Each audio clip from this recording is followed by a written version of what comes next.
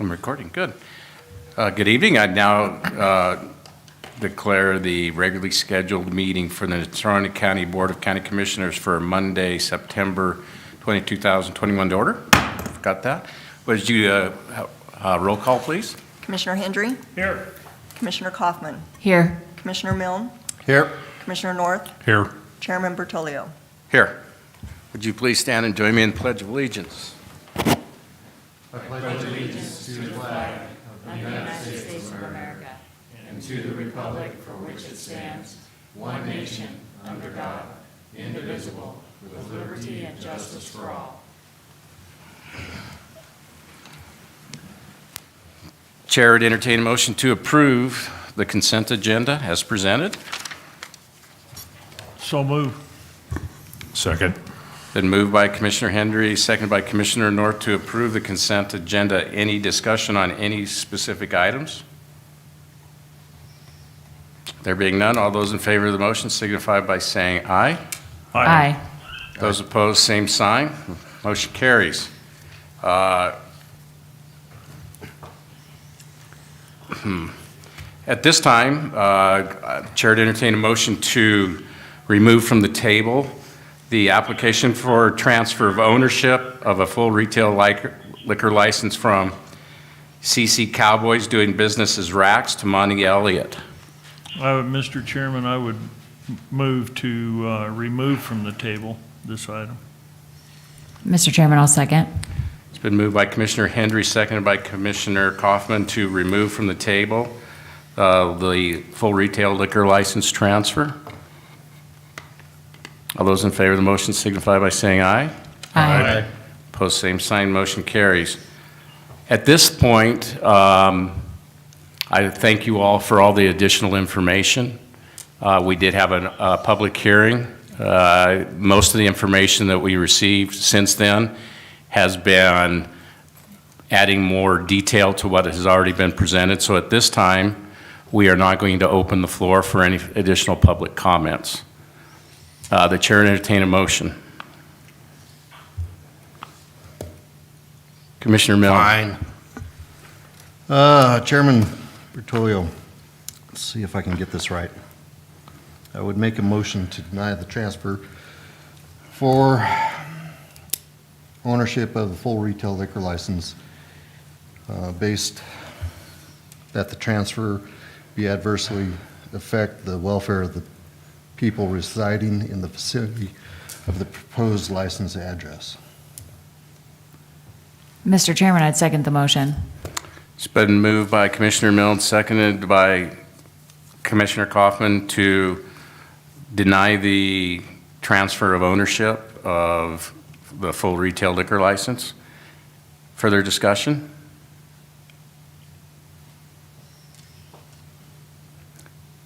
No discussion. All right, with that, all those in favor of the motion signify by saying aye. Aye. Opposed, same sign, motion carries. We are at the end of our regular agenda. At this point, we'd ask for those individuals who wish to address the commission to come on forward and state your name and address for the record. Anyone wishing to? No. Good evening. I'm coming. Good evening, Andrew Schneider, 8711 Everett Lane on Casper Mountain. Two things I wanted to bring up tonight. One is an ongoing conversation about East End Road on top of Casper Mountain, and a request that my family has made to have the road plowed out to Ponderosa Road. In the future, we're now paying a full year's taxes, although we had been accommodated down for not having year-round access out there, but this year that went away. So we'd love to see the road open so we can access our property by vehicle all winter. The two issues that Mr. Mike Hagler represented as being problematic is that through Lot 6 of Hat 6 Edition number 2, he could not find an easement. After a couple hours in the records room, I was able to find that easement and happy to provide that for you all. The other issue that was brought up at the time was that any historic easements were not wide enough to have plowing and a snowmobile trail next to that. But this easement indicates it is 66 feet wide, which should be sufficient to get both through there. So I'll be sending these along in an email, but wanted to just follow up in person. Also wanted to address the Casper Mountain Land Use Plan rewrite tonight. Through some digging and research, I found the 1984 plan in storage at the library, and we'll be providing a scanned copy of this since I haven't been able to find one under the roof, so I don't know if you all have had the benefit of seeing the historical report here. And there's just one thing that I wanted to bring to your attention. I encourage you to watch the video from Planning and Zoning because a lot of great issues were brought up. But a key question was what components need to be in the plan, and I'm not sure that there was great feedback for the consultants. But in the 1984 plan, there's some really great plan components and implementation suggestions here that I think we ought to carry through. Specifically on the management programs, something I'm very passionate about would be formation of an historical advisory committee to identify significant sites and to provide recommendations for protection. I know it's maybe unusual for a millennial to stand up and speak to you about historic preservation, but here I am. We also talk about fire protection. A lot of the questions that you all have had and that the planning commissioners had, I think are addressed in these historic plan documents. So I just want to express a little bit of a concern about what I feel like might be a rush job on this plan redo. I've not seen a steering committee formed. Instead of having 3 open houses, we're talking about 2 open houses, one of which would happen after the plan is already drafted. So I understand that there's a bit of a rush to try and get it done with the zoning resolution rewrite and try and wrap all that up in February, but I think you're going to miss some valuable public input if you don't draw this on a little bit longer and take the time it deserves. Thank you. Commissioner. County Attorney. Mr. Nelson. Thank you, Mr. Chairman. Mr. Schneider, if you do have that or in a scanned document, please feel free to forward it to me. I will forward that on to Logan Simpson. I wasn't able to stay for their presentation. I do understand it was a pretty good conversation. Appreciate your feedback and would welcome additional comments. We did have a call today, and we're looking at probably around October 20th is the date we've kind of circled for our first open house. We're going to continue to work on that and putting some steering committee together. And so we'll certainly be in touch, and we appreciate your efforts. Thank you. You know, if we don't have a chance to extend the timeline, I might suggest before October 20th, trying to do some sort of a open house without the consultants that would just be a review of the existing plans and just focus on what is already in the plan for the benefit of public education and awareness. So when you do have that open house, people come with actionable feedback for you instead of emotional content or other feedback that you may not be able to use. Quick question. Did you say that you lost your exemption or your proper, from all the BOE hearings, we know that if your road isn't plowed, the land value is downgraded as far as a property tax. Did you state that Yes, so you lost that exemption? The previous scheme gave us a 50 or 55% reduction of land value based on being more than 1 mile away from the plowed roads. Correct. This year, we were told that all land values went down, and then if you were on the plowed road, it went up, I think, 33%. The land value on the parcel that is adjacent to East End Road, the East End Road runs through, does not have it went up significantly compared to the rest of the subdivision, as did 2 other parcels that I personally observed in that subdivision that are on Ponderosa Road. So there's kind of spot land values on 3 parcels that makes no sense to me. I may be speaking out of turn here. You can shut me up if I am. Did any of those individuals that have those lands parcels, did they appeal their valuation to the assessor, and have they filed to be heard with the BOE? I can't speak to all of them. We did appeal again this year. We were not provided with the maps that we were given access to last year, which allowed us to determine what our appeal was last year. So I Okay. believe those 3 parcels did appeal in the last cycle. I can't speak to whether they all did this year. We did this year, and we were granted a reduction based on the completion of the cabin on the property, but nothing Nothing. for the land value. Okay. Just, good. Commissioner Mr. Mel? Chairman. Yeah, just speaking to the maps, they're not providing them this year. They said nope. Okay. They're just giving a list of addresses. So, yeah, rather than waste your all's time as BOE without the information we would need to actually prosecute our appeal, we took the reduction that he offered, and here we Okay. are. Okay. Commissioner North? Yeah, Andrew, you said, I know you looked at some of the property up there as far as the access and widths and stuff like that, and one area on that east end road is where it goes through the trees. And you said, what would you say the easement was on that? It's a 66-foot wide easement, and I can give you, I didn't make multiple copies of these, so I don't want to hand them out because I'll have to spend another 2 hours in the records room finding them on the computer, but what I'll do is I'll go ahead and scan these in and send them over so you all have access to that. And I'll copy Mr. Hagler so that he has those as well. Just out of curiosity, do you know if the road, did it show that the road went straight through there, or does it show the bend like that currently is going through those trees?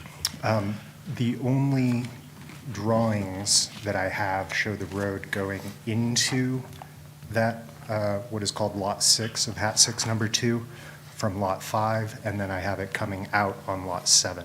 I have a drawing from prior to the easement that shows the existing location of the road on Lot 5 and part of Lot 6, but I've not found a drawing of the easement, only the meets and bounds and legal description. So someone Okay. might have to draw that and compare it to where the road actually is on Lot 6. Yeah, we'll have to find out.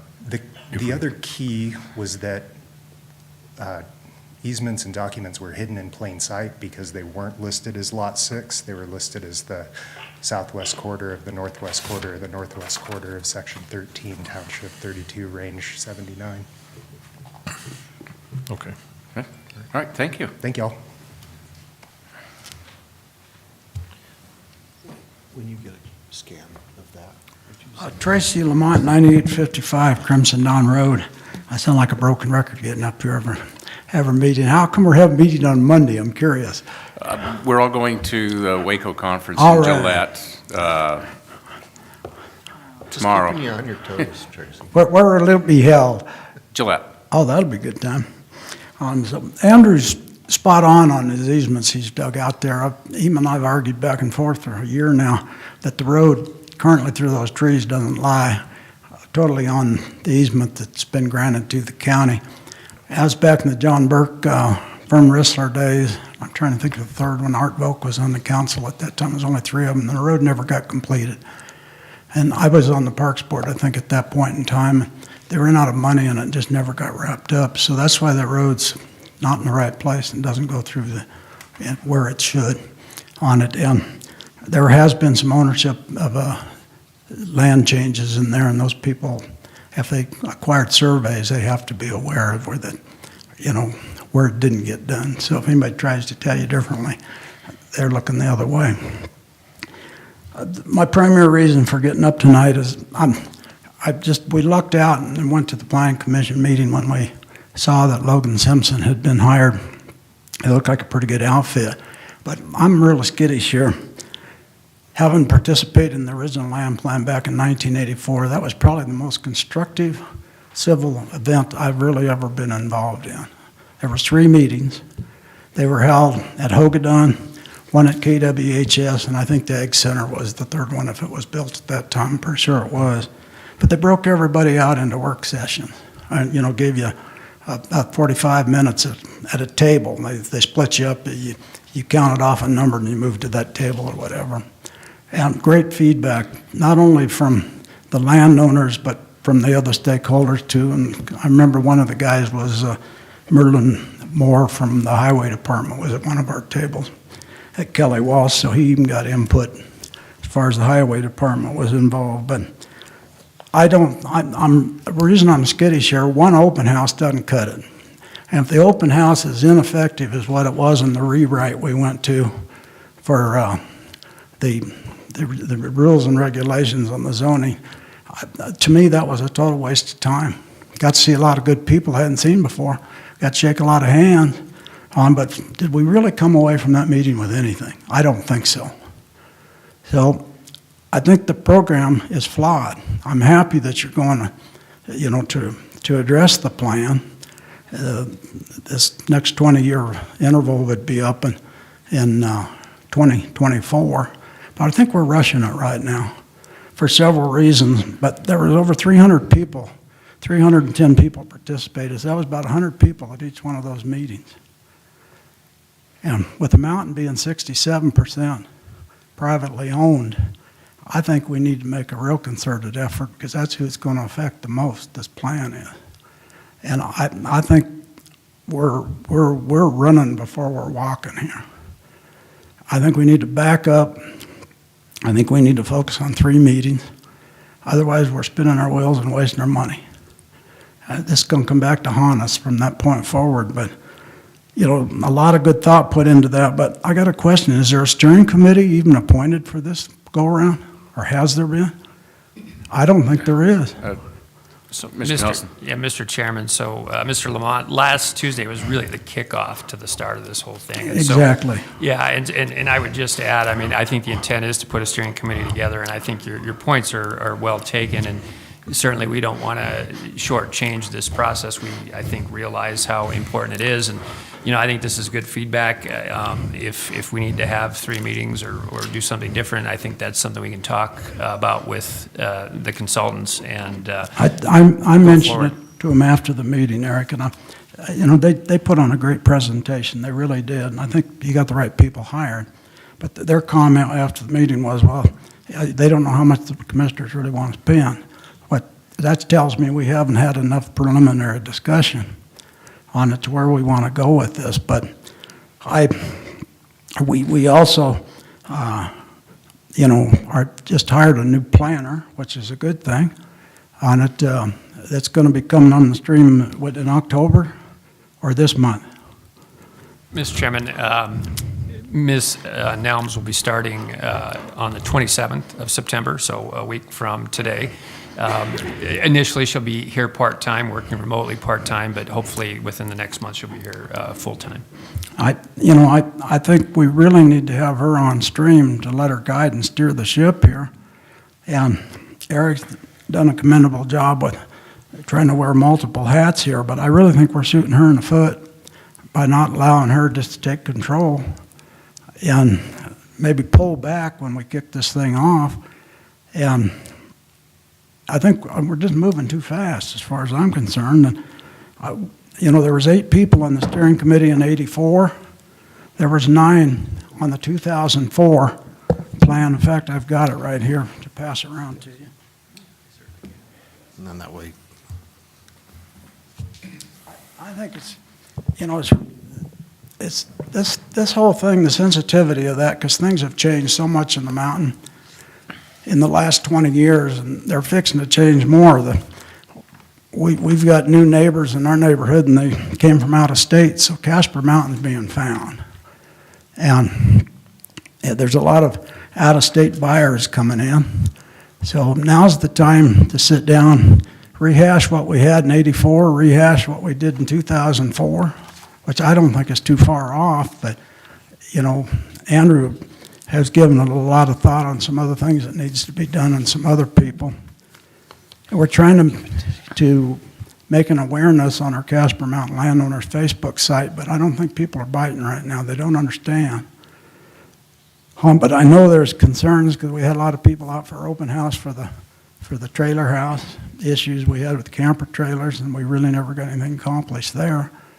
But we also had a good turnout for the initial public hearing at for the Planning Commission over the subdivision, so there is a lot of interest going on, and the Planning Commission gets it. There was some really good feedback from the 3 of those guys that night, and I was tickled. They've been paying real close attention. And from all three of them that were there, and I think the other two get it too as well. My biggest feedback that I gave the gals, last week at the Planning Commission meeting was, whatever we come up with for policies, they need to be rules, not policies, because that's where we've ran into so much consternation here of arguing over policy versus rules and regulations. Let me just interject there. That's part of the reason why we want this done, so that it can get put into the new zoning and be more codified, rather than one group's suggestion that, well. So what you're saying is, so this document meets this document Correct. on it, because the overlap between, where I really got confused was, you're looking at the zoning resolution, then you're looking at the zoning rules and regulations, then you were looking at the plan. I could see why Eric was getting confused and everyone else on them. And then you had the people that were in the center of helping put it together that understood it for what the intentions were. So if we can all get on that same page, but I don't think one open house is going to cut it. I think it needs to be like a work session, and I think we need 3 of them. So, Mr. Chairman, lest we be accused of not being nimble at the county level during this discussion, Commissioner Milne and I are both on the kind of weekly call, and we agree. We like the idea of having maybe a preliminary meeting prior to the 20th with just local folks, and kind of in preparation for the first open house. So I think, I think your comments are well taken. I think we'll work on doing that here in the next 2 weeks, and then we'll be more geared up, I guess, for the 20th. And then we'll have a third one, sometime thereafter. And Mr. Chairman, Mr. Lamont, you're absolutely right. The intent here is to go through this mountain land use planning process so that we can ensure that instead of just a guidance document that doesn't have the force of law, that we get that incorporated into the zoning rewrite, and that they're fully enforceable. So I think I can confidently say I think we're all on the same page here.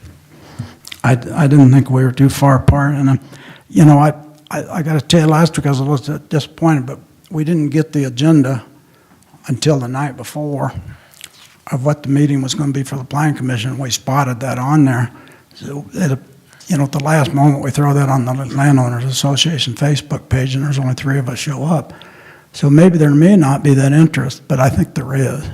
It's just a matter of getting them notified earlier on it, and I think this is a good. And the other comment that came up is on a survey, a lot of times the questions, they're slanted. Yet they don't get the fact that you can go into the open comment or other and write up all you want. So I think it's an educational issue, but I appreciate you putting up with me. Hopefully it makes sense and didn't stumble and fumble around. One last thing on it. I was really kind of set back when I learned that State line number 7 is no longer involved in the process with the lodge. Can somebody tell me what happened there, or what's going on, or do we have anything done on the shelters? I don't like putting you guys on the spot, but we need to know. We have a third party looking at it, at what's been done, and we're trying to get. We took a little step back. And we've done some geotechnical on sites for both the shelters and the Nordic Lodge. We're looking at the plans. We're trying to get everything incorporated in, and we hope to be going out for bid, at least on the Nordic Lodge, sometime this winter, so that when the construction season, whenever the snow's gone, we can tear into wherever we're going to put it. There's some question about where we can put the lodge, that when you get on the ground. So we just got somebody else, another set of eyes looking at it. Another architect, or? Yes. Okay. So, I'll tell you straight up, I thought you were going in the right direction on it. I kind of choked hard when I looked at the number on them, but that's today's world. The only thing I was upset about is there was no commercial kitchen in there. No, I'm not going to back away from that, because I think that's important for that building, for a rallying point, because it really had become a community type lodge, so to speak, just not totally dedicated to the skiing use and so forth. And, it was headed that direction, and I think that really got overlooked on them, but that's, I'm not going to back away from that. I think that needs to be in there. And if you build that building without that, it becomes a white elephant right out of the chutes. And I'm looking at it perceptive, so, and I appreciate the feedback. Did you say 2 shelters or 3 shelters? Did we do soil testing on all 3 or just one of the shelters is going right back where the old one was. Okay. So the other 2 are, we don't know what we're getting into, because once you drop down and kind of into the meadow area, there's some concern about water issues, so. Right now is a good time, because that kind of dovetails into our land use plan. You can get some feedback on that before you make your total commitment. You got winter time coming up, not going to be able to do anything anyway. So I think you're going to get a lot of feedback from a cross section, a lot of people with your, our workshop, so to speak, and then go from there on them. But Okay. I'm done babbling. Thanks, Okay, sir. thank you. Anyone else wishing to address the commission? There being no others? Commissioner's comment. Commissioner Milne. Mr. Chairman, first I'd like to say thank you to Hal Hutchison for stepping up again and getting back on that commission. We do appreciate it, and the people that do volunteer for the different commissions and boards throughout the county. The other thing I'd like to mention is good job to the Natrona County Mustangs for their win at the Oil Bowl. They did a very, very good job. I don't remember seeing as many people at an Oil Bowl as that were there this year. It was insane. There was people sitting on the hill. It was just packed. And so I'd like to give my thanks to the school district and to the city PD for all their assistance and everything they did. And just remind K-Dub that there's always next year.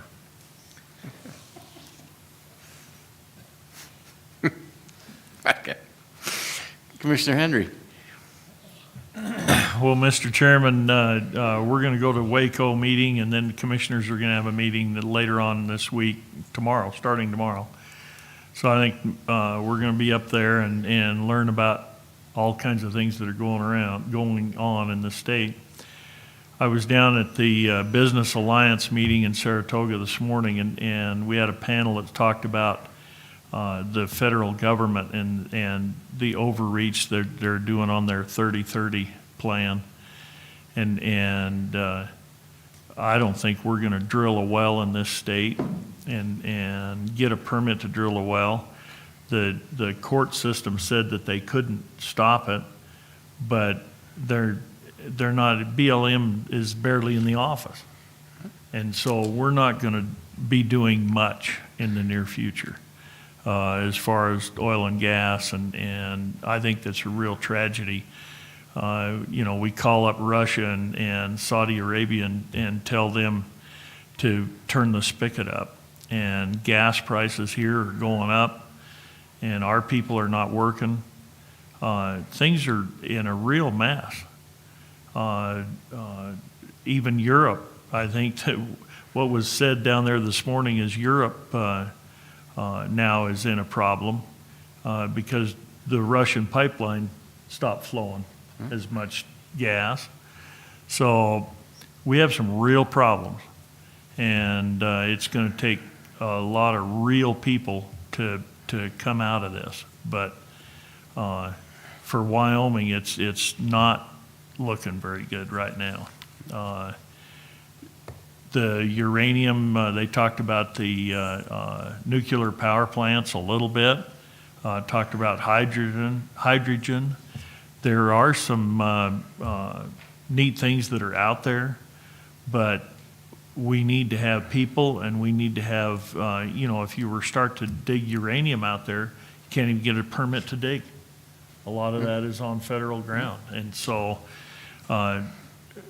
who wants an enrichment plant if you can't even dig it? So there's some real challenges. But anyway, we'll talk about some of that stuff, I think, this week up there, and that's all I had. Thank you. Commissioner North? I don't have anything to add tonight. Oh, okay. Commissioner Kaufman? Mr. Chairman, thank you. So I want to make sure I say this correctly, but I believe absentee ballots are going out. There is a special election on Tuesday, November 2nd. You can find more information at natrona.net. That'll outline what's on the ballot. And then I just wanted to share the resource too, if you want to be educated about what the issues are so that you make an informed decision as a resident or a voter, you can visit natronacounty.spt.com. So again, the election is November 2nd, and I just walked in the courthouse today and the ballot boxes are out. So thank you, Mr. Chairman. All right, thank you. I would just add, Commissioner Hendry, the world now is getting the reality bite of renewables, and it's only going to get worse. So, Commissioner Kaufman. And congratulations to Kelly Walsh golfer Haley Callis, who won the state girls up in Jackson this last weekend. It wasn't a team effort. She did it all on her own. So there. Had a great final round. Now, I never said KW didn't do good. Yeah, and They she just- had good. She's a heck Just of a golfer. comment that we may be politicizing high school sports. That's Oh, all. yeah. So No, thank you, I'm Mr. Chairman. congratulating both sides. I They both didn't did hear both wonderful sides. jobs. I'm pretty sure I heard a nose rub. Anyways. I don't know what you're saying. All right. I have nothing else to add. With that, we are adjourned.